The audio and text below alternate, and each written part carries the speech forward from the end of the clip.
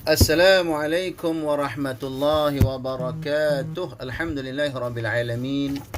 Wassalatu wassalamu ala asyrafil anbiya'i wal mursalin wa ala alihi wa sahbihi ajma'in. Rabbi shrah li sadri wa yassir li amri wahlul 'uqdatam min lisani yafqahu qawli. Wala hawla wala quwwata illa billahil aliyyil azim. Alhamdulillah tuan-tuan, hari ini kita akan sambung tafsir surah Taha bermula ayat 36. InsyaAllah bermula ayat 36 surah Taha. Firman Allah Subhanahu wa taala, A'udzu billahi minasy syaithanir rajim. Qala qad utita su'laka ya Musa wa laqad mananna 'alayka marratan ukhra إذ أوحينا إلى أمك ما يوحى. Baik. Yang bermaksud Qala qad utita su'laka ya Musa. Sesungguhnya telah diperkenankan permintaanmu wahai Musa, dan sesungguhnya kami telah memberi nikmat kepadamu pada kali yang lain, yaitu ketika kami mengilhamkan kepada ibumu suatu yang diilhamkan, yaitu ilham, yaitu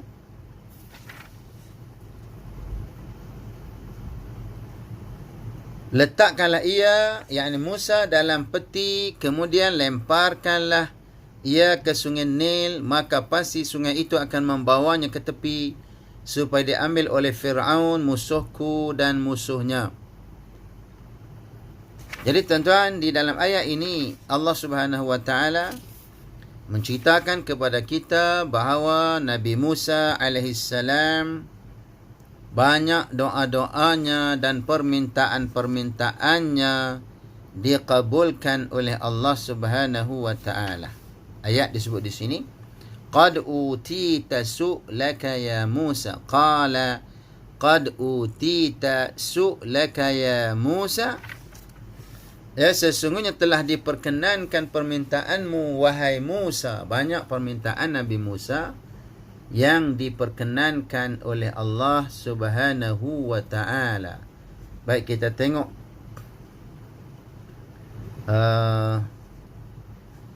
tafsiran ayat daripada tafsir Al-Jalalain, daripada tafsir Al-Jalalain.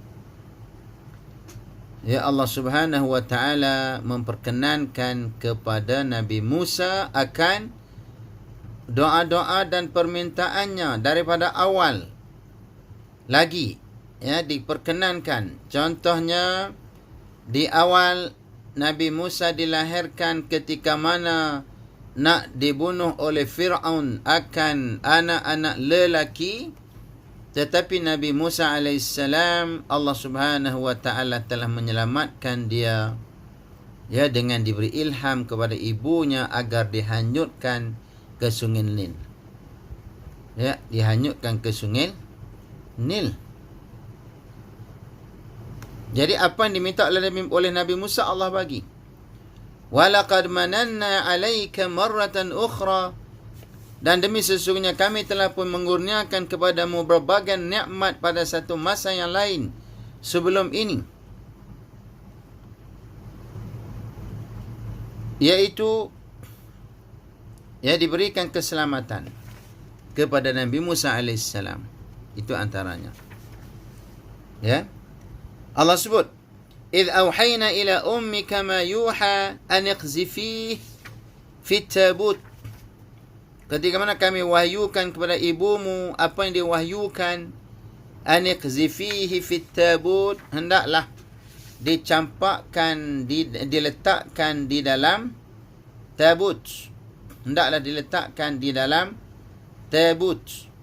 Tabut ni macam peti, satu peti. Kemudian Allah perintahkan, faqzifihi fil yammi, hendaklah kamu hanyutkan ke laut, falyulqihil yammu bisahil, supaya dipungut oleh musuhmu dan musuhnya. Ya, hendaklah dicampakkan di lautan bisahil, Bisahil di sini maksudnya ialah di lautan. Atau fil yammi. Yani sungai Nil fil yam itu sungai Nil. Falyulqihil yam bisahil. Maka campakkanlah tepi pantai. Dan ia akan diambil oleh ya'khuzhu aduwwun li wa aduwwun lah. Aduwwun li wa aduwwun akan diambil oleh musuhku dan musuh Nabi Musa alaihissalam. Allah kata fal yulqihil yam bisahil. Fal yulqihil yammu bisahil. Laut akan campakkan dia ke tepi. Ya'khuzhu aduwwun li wa aduwwun lah. Lalu Nabi Musa akan diambil oleh musuhku dan musuh dia, iaitu Fir'aun. Allah bagi tahu. Allah ilham kepada ibu Nabi Musa alaihissalam. Ilham di sini maksudnya wahyu di sini maknanya ilham. Ibu Nabi Musa adalah seorang wanita yang salihah. Dia bukan nabi. Maksud wahyu di sini bukan maksud wahyu sebagaimana diturun kepada nabi-nabi. Tapi maksud wahyu di sini ialah diberikan ilham. Allah berikan ilham kepada dia. Baik.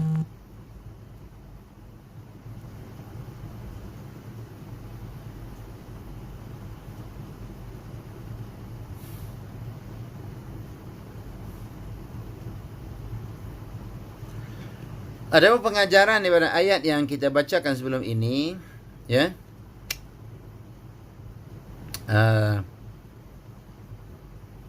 Bagaimana Nabi Musa minta kepada Allah diberikan pembantu iaitu Harun, menunjukkan bahawa di sini pengajarannya ialah para pendakwah mestilah saling bekerjasama di dalam menyampaikan dakwah Islam. Jadi para pendakwah dia tidak boleh membawa hal masing-masing, tetapi dia mesti ada kombinasi di antara para pendakwah supaya dakwah itu lebih berkesan, masing-masing mempunyai usaha sama, pakatan untuk menjayakan dakwah. Bukan masing-masing dia lebih fokus kepada untuk berdakwah secara individu berseorangan. Dia kejayaannya mungkin hasilnya agak kurang. Ya, berbanding adanya disebut sebagai kolaborasi ataupun kombinasi yang akan menghasilkan dakwah yang lebih berkesan. Itu di antara pengajaran di sini. Ya, dia kata daruri, sangat perlu, sangat perlu untuk menjayakan maksud. Itu. Jadi Nabi Harun membantu Nabi Musa alaihissalam. Baik. Yang kedua pengajarannya, pentingnya para duat, para pendakwah ini mempunyai kemahiran untuk memberi kefahaman kepada para mad'u, orang yang didakwahkan. Yang mereka kena ada kemahiran untuk memberi faham kepada mad'u, kepada orang yang disampaikan dakwah itu. Ya, itu penting. Baik. Kemudian ayat tadi.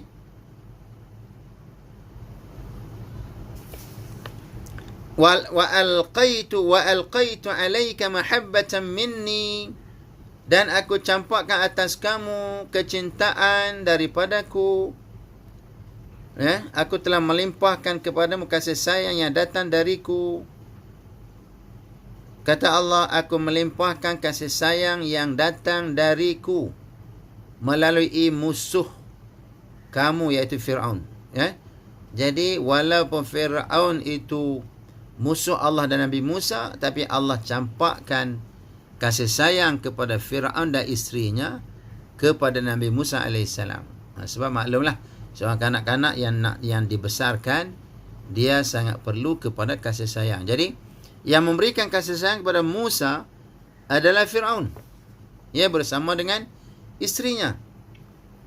Walitusna'a ala aini, walitusna'a ala aini, dan supaya kamu diasuh di bawah pengawasanku, kata Allah, supaya kamu diasuh, ya, walitusna'a ala aini, dan supaya kamu diasuh. Litusna'a maknanya kamu diasuh, maknanya dibela dan dipelihara. Itu makna walitusna'a. Walitusna'a makna dibela, dipelihara, diasuh, ya, di bawah ataupun dengan pengawasanku, pengawasan Allah Subhanahu wa taala. Itu. Kemudian firman Allah taala, idh tamshi ukhtuka, ya, istamshi ukhtuka fataqulu hal adullukum ala ma yakfulu. Ketika saudara perempuanmu yang ketika saudaramu yang perempuan berjalan, lalu dia berkata kepada keluarga Firaun, siapa saudara perempuan itu?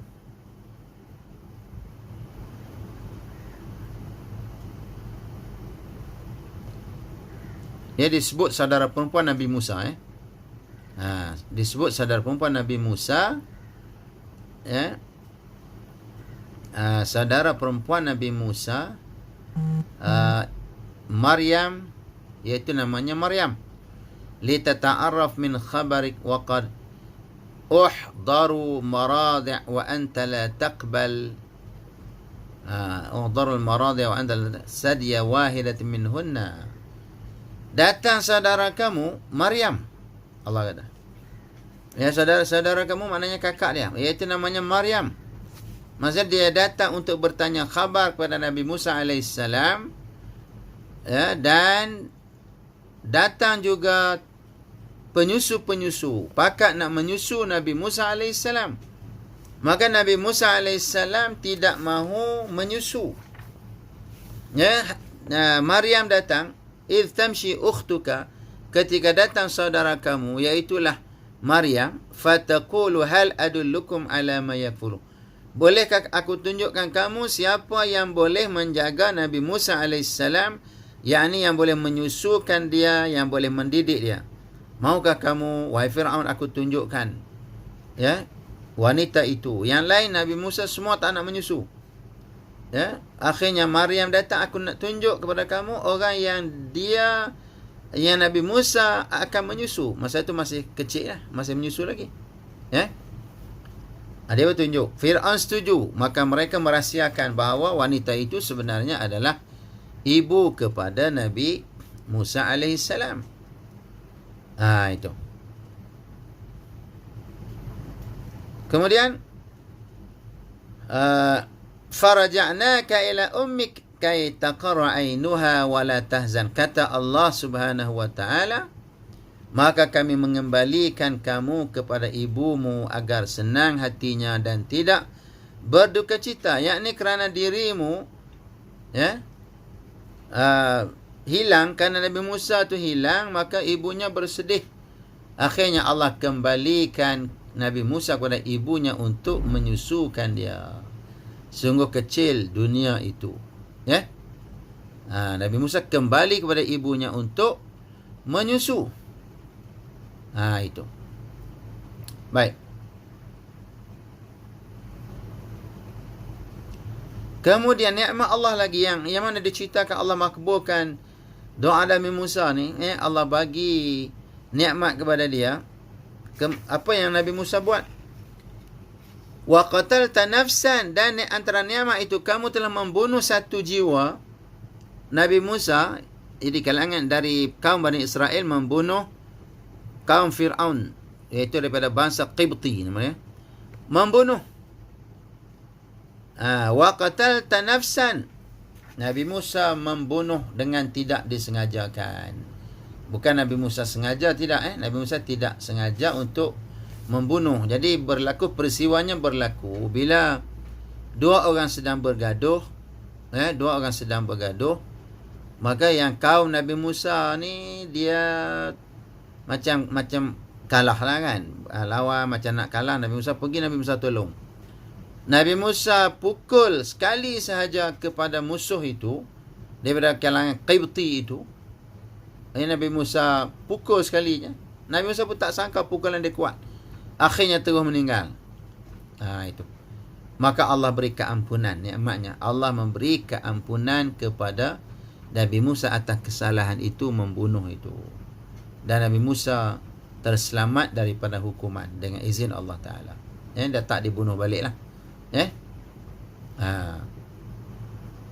Baik. Nikmat Allah banyak lah. Itu di antaranya. Fanajjaynaka minal gham wa fatannaka futuna. Kami membebaskan kamu daripada kesedihan. Daripada kesedihan. Ya, dan kami, kata Allah,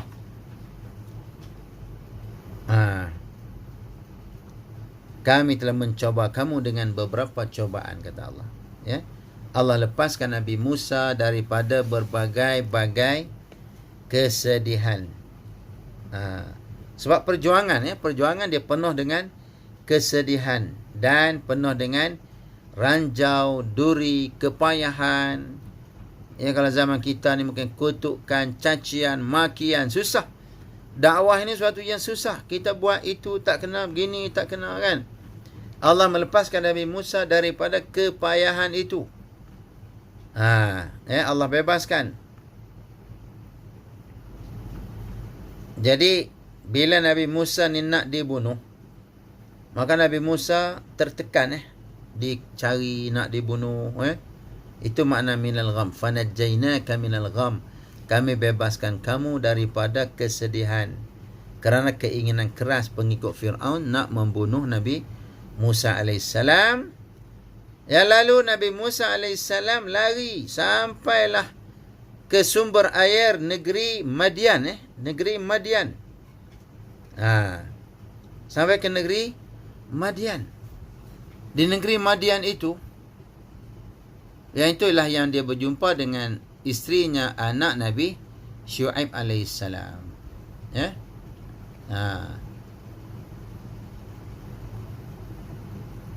Di Madian ni Nabi Musa duduk 10 tahun. Nabi Musa duduk di Madian. Jadi selepas daripada Nabi Musa berada di Mesir, Nabi Musa pergi ke Madian. Akhirnya Nabi Musa berkahwin dengan anak Nabi Syuaib dan menjadi pekerja dengan Nabi Syuaib AS selama lebih kurang 10 tahun. Itulah nikmat Allah yang diberikan kepada Nabi Musa AS. Wa fatannaka futuna. Dan kami menguji Nabi Musa AS.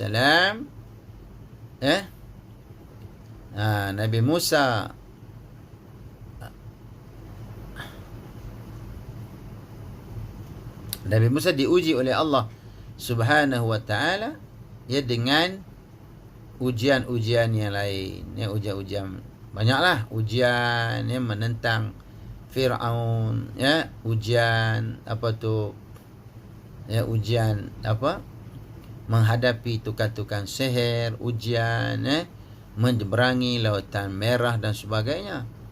Itu mana cobaan-cobaan.